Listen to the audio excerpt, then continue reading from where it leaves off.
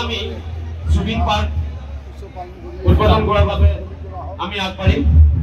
দুদিন আগতে হৈ গৈছে কিন্তু 6 তাৰিখৰ দিনটো আমি উদযাপন কমিটিৰ বিষয়ববীয়া সদস্যসকললৈ বিনম্ৰ অনুৰোধ জনাইছোঁ, আপোনালোকে সকলোৱে জুবিন পাৰ্কৰ ওচৰত আমি যাবলৈ অনুৰোধ জনাইছোঁ। তাতে আনুষ্ঠানিকভাৱে জুবিন গাৰ্গ শুভ উদ্বোধন কৰিব আমাৰ বিলাসীৰ সন্মানীয় পৌৰপতি।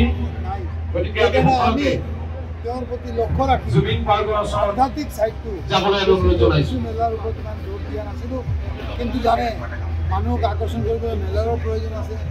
আৰু এই বিলাসীপাৰা ঠাইখন এনেকুৱা ঠাই, এই ঠাইখন অনৈক্যৰ ভিতৰত ঐক্যৰ আমি চাষ কৰা ঠাই।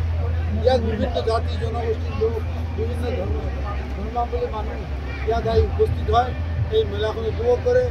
আৰু মানুহে যেতিয়া ফচল কাটে অলপ পইচা আহে, জানে এতিয়া চিজনৰ লগত মানুহৰ অলপ পইচা আহে, অলপ মানুহ ৰিক্ৰিয়েশ্যন কৰিব পাৰে। মানুহে এঘাই জীৱন যাপন কৰিব নোৱাৰে। ৰিক্ৰিয়েশ্যনৰ এটাই ডাঙৰ মাধ্যম হ'ল আমাৰ এই অঞ্চলত ৰাসমেলা। ৰাসমেলাত মানুহ বিভিন্ন বস্তুবিলাক পায়, যিবিলাক সৰু সৰু বস্তু, যিবিলাক পিঠা চুৰি, যিবিলাক সদ্য আজিকালি দোকানত দেখা নাযায়, সেইবিলাক আমি ৰাসমেলাত পাওঁ।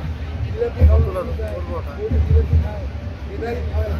এটা ভাল এটা পৰিৱেশ নিৰ্মাণ হয় আৰু এটা ভাল সংস্কৃতি দেখা যায়।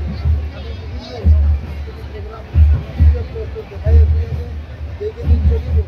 আৰু এইবাৰ আমি সাংস্কৃতিক সন্ধিয়া আমি বাহিৰত ৰাখিছোঁ, মন্তব্য দিছোঁ। আমি অনলি জুবিন গাৰ্গৰ কাৰণক তেওঁলোকক মাতিছোঁ, যাতে আমাৰ পাৰম্পৰিক যিটো সাংস্কৃতিক আছে, সংস্কৃতি আমি বজাই ৰাখিব।